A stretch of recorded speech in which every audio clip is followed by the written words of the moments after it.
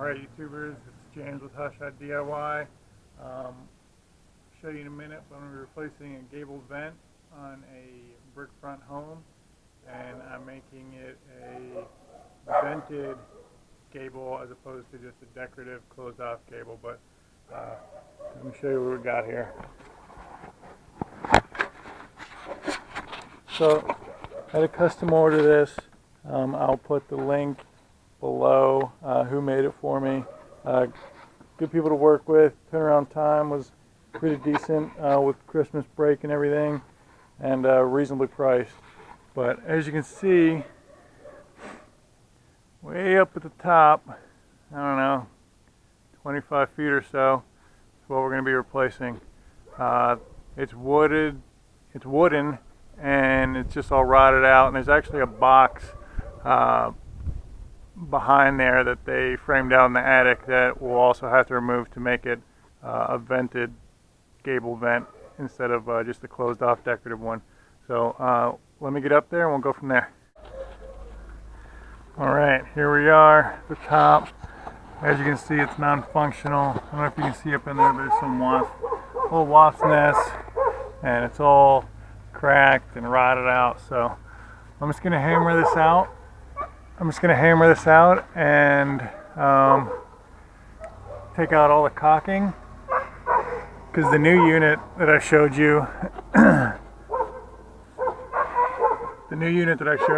just gets caulked in from both sides, and it has a screen back. I'll go over what that has, the benefits of it later on, but let me get set up and we'll knock all this out. Alright guys, I got about, I don't know, half the silicone already off. You can see pretty old stuff. I'm actually using this seal puller. It's a Craftsman product, or this one is, but it works really good for just sliding in between the old vent and the brick and just tearing that silicone out. But I wish I could have this, or I wish I could show you a little bit better as I'm doing this, but I'm up on the ladder and there's really no good place to put it.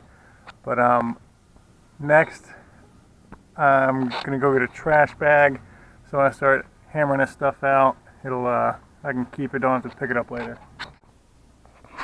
Alright, so I wanted to show you this. So I got my hammer and I started to beat on the louvers there, and it just pushed into the attic. No big deal.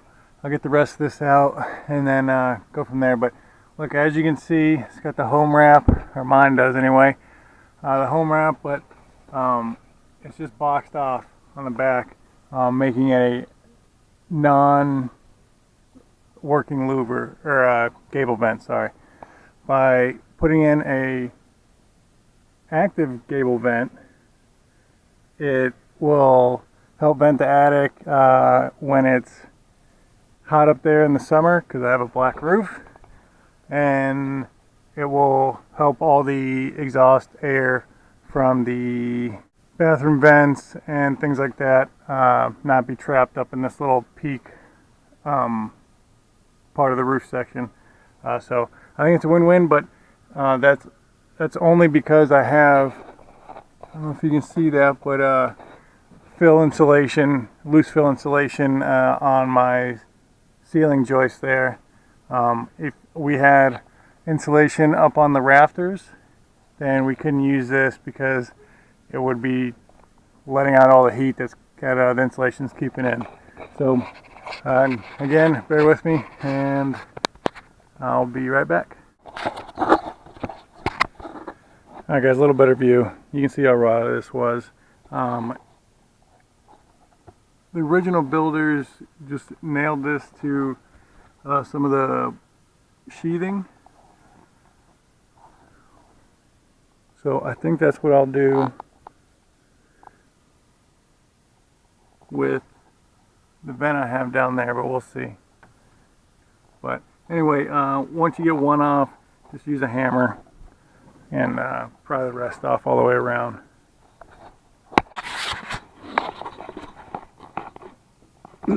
Okay, as you can see, got it all cleaned out. that scraper worked really well, or the seal puller worked really well. Yeah, let's get the new one. All right, we got it out. All we got to do is get the new one in there. Yeah, so like I mentioned, I got this one from Custom Gable Vents with an S.com. A guy named Mike helped me out. It was very helpful. Being this is the first time I'm doing it, I just gave him the dimensions of that, and he recommended to go a 1/4 inch smaller on all sides, or I'm sorry, a 1/2 inch smaller overall on the left and right and top and bottom to give you a 1/4 inch gap on all sides, so you can silicone in and account for any imperfections, in my case the brick or whatever else you're applying it to. Just to go over it, it's actually, I don't know if you can see that, but it's a wooden frame with metal cladding on the front, riveted. Obviously the louvers are very large, so it allows the airflow, but it doesn't allow any of the weather or rain. And they also staple in some screens so no bugs can get in as well. I really like this, very reasonably priced. Mine was a custom size, so mine was a little bit more expensive than I think a contractor standard size, but I'm very happy with it. We're replacing, as you saw, it's wood, so this thing was junk. Like I said, it was a non-functioning vent. It was just plywooded off in the back, purely aesthetic. But this will open it up. I'm hoping it'll help keep this roof a little bit cooler in the summer and help with any moisture evacuation in the winter. But hopefully I won't have to replace this anytime soon. Just using some white molding and trim sealant, outdoor, interior, exterior, you know, cracks proof, maximum adhesion, whatever. Let's see, what's the, I think it's a 10-year, at least 10-year guarantee on this. Oh, 60-year, there we go. So this should be exactly what I need. I decided to go against nailing it into the plywood like the sheathing, like the wooden one was, just because I don't want to compromise the integrity, the water integrity of this thing, and maybe causing a leak for myself later on down the road. So I'm just going to put some sealant on the back and silicone it to the back, and then I will just fill in the gaps around the sides, and I'll probably use a piece of cardboard just to get my offset 1/4 inch on all sides. And then once my first application is done, come back and fill in those gaps with the cardboard. So here's what I ended up doing. Again, I didn't staple it to the side of the sheathing because I didn't want to compromise the water integrity of this metal cladding right here. But it probably would have been fine anyway, but I'm just kind of paranoid. Well, as you can see, you know, my intro video on my page, I told you I'd admit when I was wrong or whatnot, but as you can see, those aren't 1/4 inch gaps, right? So, good thing that the caulking that I'm using can go up to 1/2 inch. So, no big deal, just I'm on my second tube.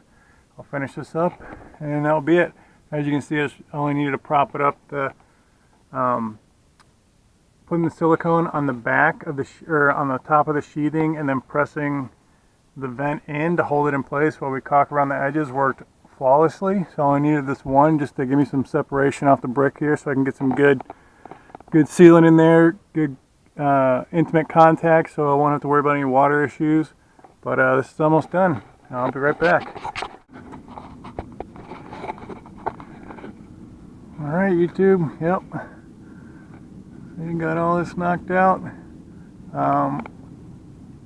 Here I could have spent a little more time cleaning up the old caulk. You can still see all that white stuff that's kind of looks like I left slop. It's just the old caulk that I didn't really get off all that well. But just smooth this caulk out with my fingers. As you can see, I'll come back in, I don't know, 2 hours or 30 minutes, whatever the recommended set time is for the rest of this to dry, and that'll be it. Hey, thanks for tuning in. Yep, mission success, right? Just gonna take down this ladder. Oh, by the way, this is a little giant. These things are pretty pricey. I think like 250 or 300 bucks. And honestly, definitely wiggles a little. But I've been up there plenty of times until I get the Christmas lights up, and I've had pretty good luck with it. So if you're looking for an extension ladder that can do multiple things, check that out. Yeah, thanks for tuning in. If you haven't subscribed yet, please subscribe to my channel. I'm going to be doing some DIY granite install. I'm going to cut out sinks for that as well. All the stuff's available on Amazon. I'll let you know when I do that video what products I bought to finish everything out. And I'm also going to be doing a jet ski pump rebuild here later on this afternoon, so if that's your thing, check that out as well. Until next time, thank you.